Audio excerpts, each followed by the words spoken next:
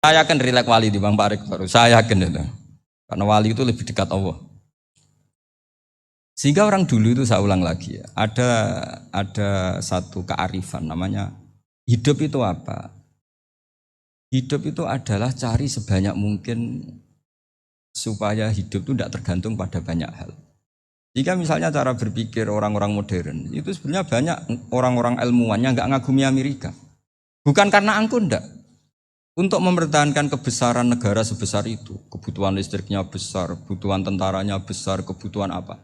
Sementara negara kayak Venezuela atau Swiss, kebutuhannya ada banyak. Pertanyaannya, yang tergantung dengan banyak hal, sama yang tidak tergantung banyak hal, itu pinter mana? Kalau dibalik pertanyaannya gitu, negara-negara maju itu tidak keren kalau dibalik pertanyaannya. Orang yang untuk mempertahankan eksistensinya banyak, butuh banyak hal, dengan yang tidak butuh banyak hal, itu pinter mana? Orang yang bahagianya nunggu jadi dokter, nunggu jadi kiai besar, kiai viral, dengan orang yang bahagia cukup dengan ngopi, itu pinter mana? Tapi kalau dibalik pertanyaannya, orang yang taunya nikmat hanya kopi, dengan nikmat yang banyak, pinter mana? Makanya Mbah Mun tuh kalau guyon itu lucu. Aku iku sakake ambek wong desa sing mlebu swarga. Saya dulu eskal mlebu swarga kok disakeni. Akhirnya beliau memberi penjelasan. Wong desa iku roe pakanan enak, iku mau kopi mbek uduk. Lah swarga iku mau nuruti sing dikarepno. Akhirnya semua mangan wis ngopi, nguduk, ngopi. Wong ora roh pakanan liyane ku ora roh. Nasi mandi yo ora roh, pizza yo ora roh apa-apa. Terus saya bilang, wah lah niku nak nganti selera tentang wanita cantik. Iku juga sederhana. Rontok pesek ya wis cantik, rontok ireng ya wis. Apa bidadarinya seperti itu karena saking enggak pengalamannya. Jadi surga itu kan nuruti apa yang diinginkan. Kira-kira keinginan orang kampung kalau di surga itu apa coba? Makanan apa coba? Mana ibu nak senangnya ketemel gemblong gitu. Artinya malaikat lebih suka nangani surganya orang-orang kampung di Bang Pak Rektor. Ini sudah ribet ini. Makanan apa saja sudah dicoba. Ya. Terus kalau di mall tahu orang macam-macam, seleranya macam-macam pasti. Enak mana kalau sampai jadi malaikat pelayan surga? Suka ngelayani orang kampung apa yang orang kota? Orang kampung kan? Jadi ya itu guyon ya, guyon tapi itu menjadi pikiran kita bahwa orang yang banyak kebutuhan itu sebetulnya banyak kebodohannya karena menggantungkan kebahagiaannya dengan banyak hal. Makanya Imam Syafi'i ngendikan istighna itu apa? Al-istighna anisya'i. Yang dikatakan kecukupan adalah berusaha sebanyak mungkin banyak hal tidak kamu butuhkan. Bukan memenuhi semua kebutuhan kamu karena nafsu kamu ini tidak ada batasnya gitu. Kalau kamu penuhin nggak akan selesai. Itu ada perempuan yang kurang cantik itu minta doa saya, Gus doain suami saya kaya, terus tak guyonin, terus nggak minta.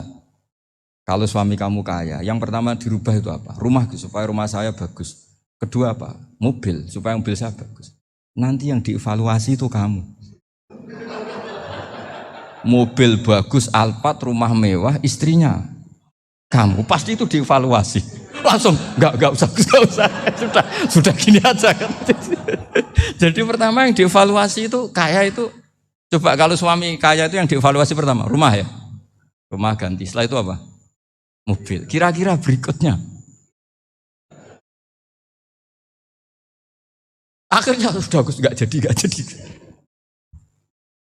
Nabi Ibrahim itu pernah minta umur panjang, keren umur panjang.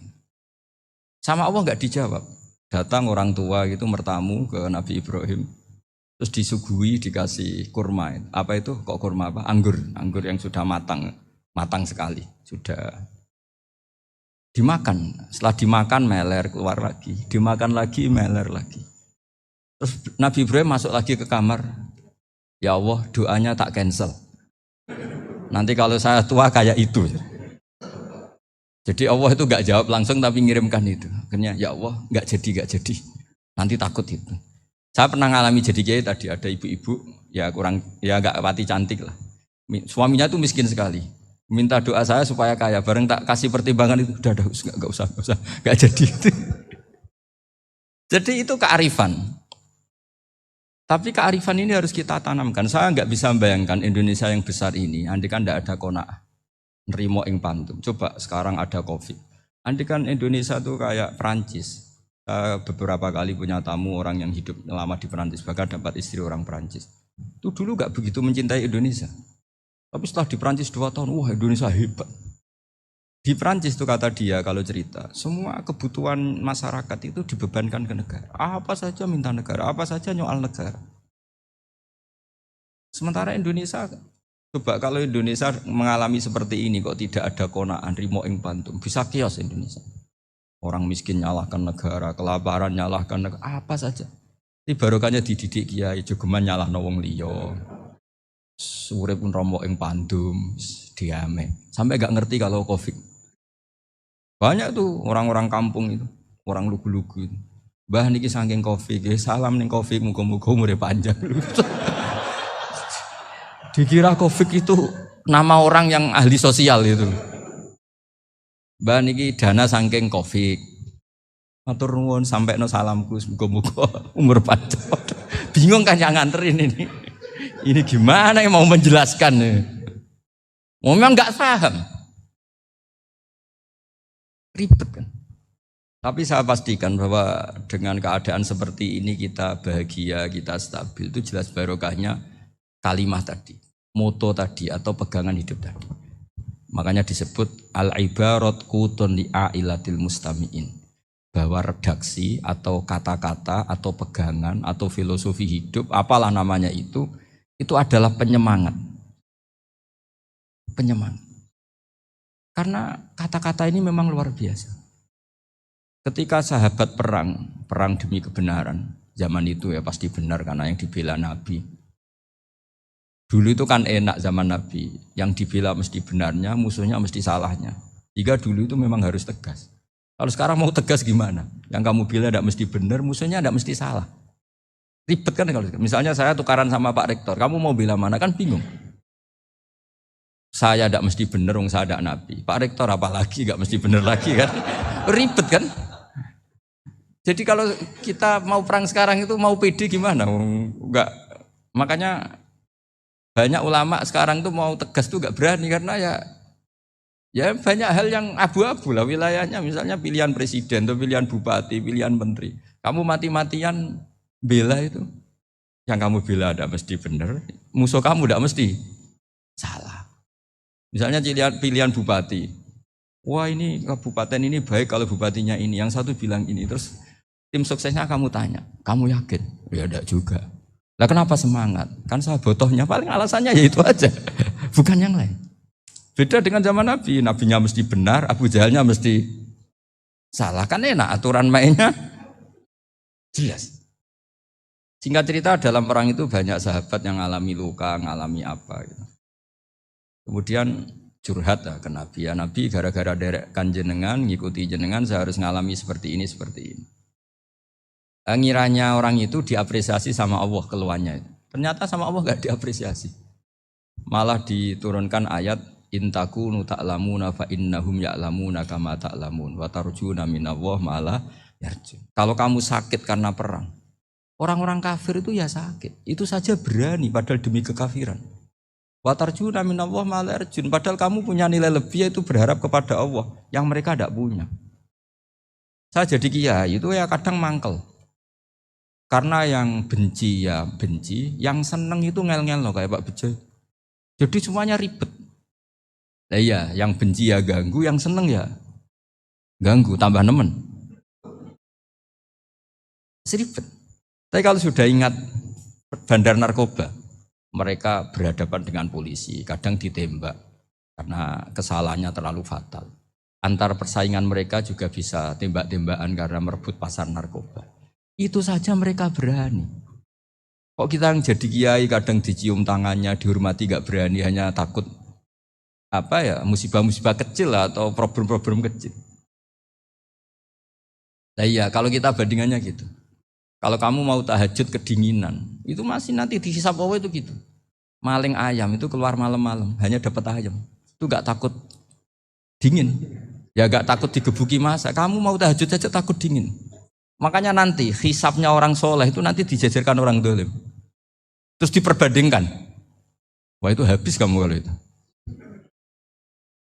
Jadi misalnya Unisula mau rapat, tapi ini malam, kalau malam dingin nanti sama masuk angin. Anak-anak pang di perapatan aja berani kamu.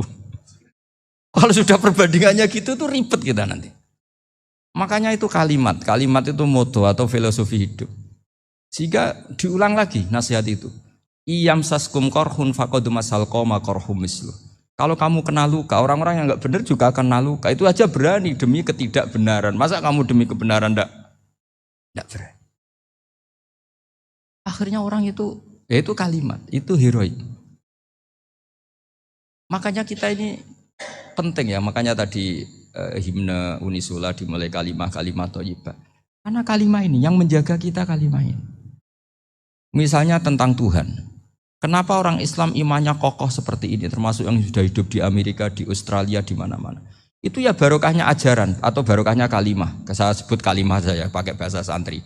Karena la ilaha illallah itu dalam tradisi santri disebut kalimatu haqqin alaiha nahya wa alaiha namut wa alaiha nub'ats. Ada yang riwayat wa biha nub'ats insyaallah taala minal aminin. Kenapa mereka di mana-mana meskipun sekolah di Amerika, di Australia, bahkan di Uni Soviet tetap mukmin? Itu barokahnya ajaran yang benar. Allah itu siapa? Tuhan. Tuhan itu sifat dasarnya apa? Awal. Dia harus wujud awal sebelum makhluk yang lain. Sehingga ketika ada negara yang maju, yang tertib, manajemennya tertib, masyarakatnya makmur, tapi punya Tuhan yang tidak seperti itu, tidak awal, itu sudah gak nyaman. Karena ndaklah keren Tuhan saya, karena Tuhan saya itu al-awwal, zat yang pertama. Tuhan saya keren lah, zat yang gak mati. Tuhan yang gak mati, yang gak pernah mengalami kematian. Sehingga tontonan atau yang dilihat kenikmatan-kenikmatan yang lain ini tidak mengubah dia pendirian tentang Tuhan. Karena mantapnya satu kalimat tadi bahwa Tuhan itu ya harus satu, harus awal, harus tidak mati, tidak rusak, tidak mengalami apa-apa yang membahayakan. Sehingga ketika ditawarin Tuhan yang lain meskipun menjanjikan secara finansial atau kemakmuran, mereka gak tertarik. Itu coba, itu barokahnya makmur apa barokahnya ajaran? Barokahnya ajaran, sering negara Islam itu kalah makmur dengan mereka, tapi barokahnya ajaran ini tetap apa? Tetap Islam. Makanya Nabi Ibrahim, Nabi yang sukses bikin wa ja'alaha kalimatam baqiyatan fi aqibi. Sehingga kita ini bekti sama orang tua misalnya, itu ya karena ajaran. Suwargamu itu karek wong tuamu, nak wong tuamu ridho, Allah ridho, nak ora ridho, Allah ora ridho. Ridho wa fi ridhol walidain wa sakhatu wa sukhtu wa fi sakhatil. Sehingga ketika ada orang tua yang agak brengsek gitu, anak-anak tetap hormat. Punya orang tua yang miskin, yang sudah miskin, tukang tombok nomor, banyak kan di kampung gitu. Ya tetap hormat. Coba kalau dari awal kita ngajari orang tua kamu hormati ya, kalau baik, kalau enggak usah. Bisa geger Indonesia. Tapi barokahnya ajaran-ajaran itu Indonesia tertib karena ada ajaran. Nah ini di sini pesantren dan Unisula semua harus berkontribusi membuat ajaran yang benar itu adalah ciri utama Islam. Sehingga Islam ini dimulai dengan ajaran kalimatu haqqin alaiha nahya wa alaiha namut.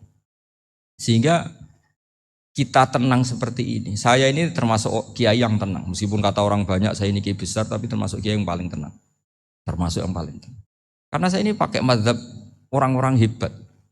Saya berkali-kali cerita, orang kayak Imam Syafi'i itu orang yang luar biasa. Saya berkali-kali cerita, orang yang tadi nyium tangan kamu ya Imam Syafi'i, di belakang tuh ngerasani kamu, menghujat kamu. Jawabannya enak saja. Berarti saya alhamdulillah orang yang wibawa. Buktinya di depan saya nggak berani. Jadi enteng saja. Diceritain sebagian kampung, sebagian separuh dari warga kamu itu nggak suka kamu. Ya bagus lah nggak suka saya, nggak akan utang duit saya. Di mana-mana orang utang itu karena teman dekat. Kalau nggak seneng pasti minimal nggak utang, nggak pinjam mobil, nggak pinjam apa. Berkah mana yang seneng sama yang gede. Jadi dianggap enteng saja. Semua yang dialamin dianggap enteng saja. Misalnya punya istri pemarah, ya baguslah marahin suami. Kalau marahi tonggo malah ribet. Jadi kamu harus terima kasih kalau dimarahin istri. Baguslah marahin saya mah, kalau marahi tonggo ribet. Jadi enteng saja. Tapi kita sekarang itu karena nafsu ya, sehingga menghadapi hidup ini ribet. Ulama dulu kalau mau mati itu senengnya bukan main. Sudah lama saya ini ingin gak maksiat. Kayaknya gak maksiat paling efektif itu mati. Ya tidak apa-apa Gusti, kalau sebaiknya mati ya mati aja. Enteng saja. Jadi melihat kematian itu akhir dari segala keburukan atau potensi keburukan. Apapun baik kita sekarang, suatu saat mungkin kita gak baik. Yang bisa menghentikan ketidakbaikan atau potensi ketidakbaikan itu apa coba? Mati kan? Berarti mati itu mengerikan apa menyenangkan? Mesti kamu tidak berani menjawab. Meskipun secara ilmu kamu berani, tapi secara rasa agak berani kan? Saya ulang lagi ya, yang bisa menghentikan keburukan atau potensi keburukan itu apa coba? Apa? Kematian. Berarti kematian itu menyenangkan atau menyusahkan? Apapun kamu tidak berani jawab karena kamu agak-agak duniawi itu kelihatannya. Tapi secara ilmu, kamu tahu kan kalau mati itu tidak buruk-buruk banget. Karena apa? Itu akhir dari segala keburukan. Sehingga Nabi ngajarkan kalimat itu begitu luar biasa. Allahumma ahyini maka natil hayatu khairan li wa tawaffani maka natil wafatu khairan li. Nabi melihat dunia itu begitu indah. Ya Allah, kalau saya ini hidup, anggap saja hidup ini ziyadatan li fi kulli khairin, menjadi modal saya menambah segala kebaikan. Jika suatu saat saya mati, anggap mawon rohatan li min kulli syarrin, itu akhir dari segala keburukan saya. Subhanallah wa bihamdihi adada khalqihi wa ridha nafsihi wa zinata arsyihi wa adada kalimatihi. Subhanallah wa bihamdihi adada khalqihi wa ridha nafsihi.